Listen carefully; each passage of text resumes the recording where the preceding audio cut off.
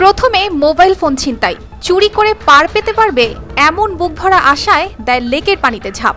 এরপর আরও সাহস নিয়ে কিছুক্ষণ সাঁতারও কাটেন, কিন্তু এত কিছুর পরও শেষ রক্ষা আর হলোই না, শেষ পর্যন্ত ডুবেই গেল। ৬ জুন বৃহস্পতিবার এমন ঘটনার সাক্ষী হয়েছেন গুলশান লেকের আশেপাশে থাকা প্রত্যক্ষদর্শীরা।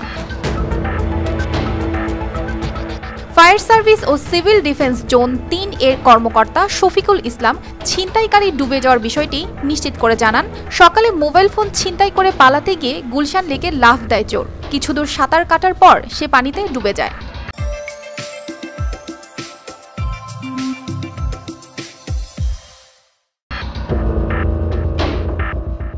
তিনি আরও বলেন, এ ঘটনায় ফায়ার সার্ভিসের উদ্ধারকারী একটি দল ইতোমধ্যেই ঘটনাস্থলে পৌঁছেছে।